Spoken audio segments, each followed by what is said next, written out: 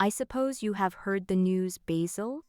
said Lord Henry on the following evening, as Hallward was shown into a little private room at the Bristol where dinner had been laid for 3. "No, Harry," answered Hallward, giving his hat and coat to the bowing waiter. "What is it?" "Nothing about politics, I hope. They don't interest me. There is hardly a single person in the House of Commons worth painting, though many of them would be the better for a little whitewashing."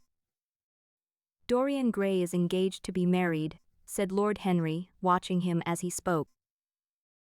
Hallward turned perfectly pale, and a curious look flashed for a moment into his eyes, and then passed away, leaving them dull. "Dorian engaged to be married?" he cried. "Impossible." "It is perfectly true." "To whom?" "To some little actress or other." "I can't believe it. Dorian is far too sensible." "Dorian is far too wise not to do foolish things now and then, my dear Basil." "Marriage is hardly a thing that one can do now and then, Harry," said Hallward, smiling. "Except in America. But I didn't say he was married. I said he was engaged to be married. There is a great difference. I have a distinct remembrance of being married, but I have no recollection at all of being engaged. I am inclined to think that I never was engaged. But think of Dorian's birth and position and wealth. It would be absurd for him to marry so much beneath him. If you want him to marry this girl, tell him that, Basil. He is sure to do it then.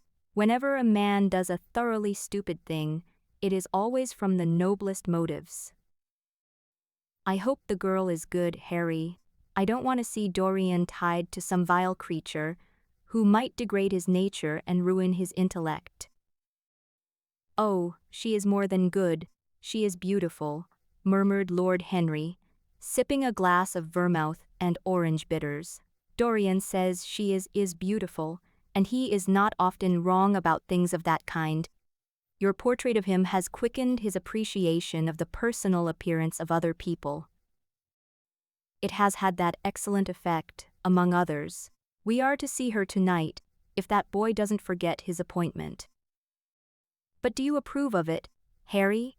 asked Hallward, walking up and down the room and biting his lip. "You can't approve of it, really. It is some silly infatuation." "I never approve or disapprove of anything now.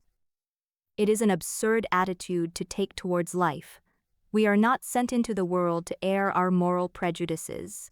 I never take any notice of what common people say, and I never interfere with what charming people do.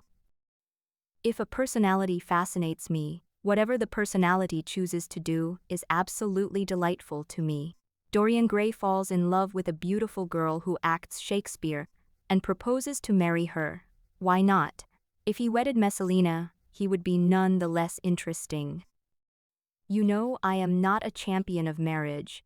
The real drawback to marriage is that it makes one unselfish. And unselfish people are colorless.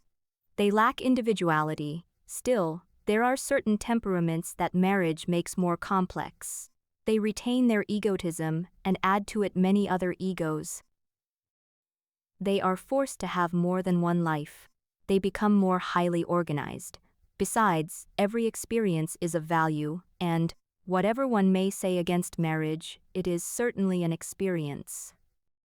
I hope that Dorian Gray will make this girl his wife, passionately adore her for 6 months, and then suddenly become fascinated by someone else. He would be a wonderful study." "You don't mean all that, Harry. You know you don't. If Dorian Gray's life were spoiled, no one would be sorrier than yourself. You are much better than you pretend to be." Lord Henry laughed. "The reason we all like to think so well of others is that we are all afraid for ourselves. The basis of optimism is sheer terror. We think that we are generous because we credit our neighbor with those virtues that are likely to benefit ourselves. We praise the banker that we may overdraw our account and find good qualities in the highwayman in the hope that he may spare our pockets. I mean everything that I have said. I have the greatest contempt for optimism. And as for a spoiled life, no life is spoiled but one whose growth is arrested. If you want to mar nature, you have merely to reform it. But here is Dorian himself. He will tell you more than I can. My dear Harry, my dear Basil, you must both congratulate me, said the boy, throwing off his evening cape with its satin-lined wings, and shaking each of his friends by the hand in turn. I have never been so happy. Of course it is sudden. All really delightful things are. And yet it seems to me to be the one thing I have been looking for all my life. He was flushed with excitement and pleasure, and looked extraordinarily handsome. I hope you will always be very happy, Dorian, said Hallward, but I don't quite forgive you for not having let me know of your engagement. You let Harry know. And I don't forgive you for being late for dinner, broke in Lord Henry, putting his hand on the lad's shoulder and smiling as he spoke. Come, let us sit down and try what the new chef here is like, and then you will tell us how it all came about. There is really not much to tell, cried Dorian, as they took their seats at the small round table. What happened was simply this. After I left you yesterday evening, Harry, I had some dinner at that curious little Italian restaurant in Rupert Street you introduced me to, and went down afterwards to the theatre.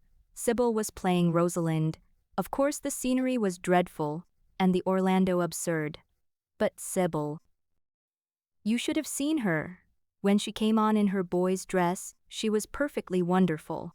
She wore a moss-colored velvet jerkin with cinnamon sleeves, slim brown cross-gartered hose, a dainty little green cap with a hawk's feather caught in a jewel, and a hooded cloak lined with dull red.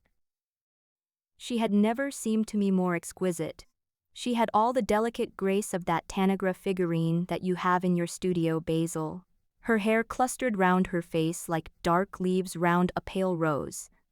As for her acting, well, you will see her tonight. She is simply a born artist. I sat in the dingy box, absolutely enthralled. I forgot that I was in London and in the 19th century. I was away with my love in a forest that no man had ever seen. After the performance was over, I went behind and spoke to her. As we were sitting together, suddenly there came a look into her eyes that I had never seen there before. My lips moved towards hers. We kissed each other. I can't describe to you what I felt at that moment. It seemed to me that all my life had been narrowed to one perfect point of rose-colored joy. She trembled all over and shook like a white narcissus. Then she flung herself on her knees and kissed my hands. I feel that I should not tell you all this, but I can't help it. Of course our engagement is a dead secret. She has not even told her own mother. I don't know what my guardians will say. Lord Radley is sure to be furious. I don't care. I shall be of age in less than a year, and then I can do what I like. I have been right, Basil, haven't I, to take my love out of poetry, and to find my wife in Shakespeare's plays. Lips that Shakespeare taught to speak have whispered their secret in my ear. I have had the arms of Rosalind around me, and kissed Juliet on the mouth. Yes, Dorian, I suppose you were right, said Hallward slowly. Have you seen her today? Asked Lord Henry. Dorian Gray shook his head. I left her in the forest of Arden. I shall find her in an orchard in Verona.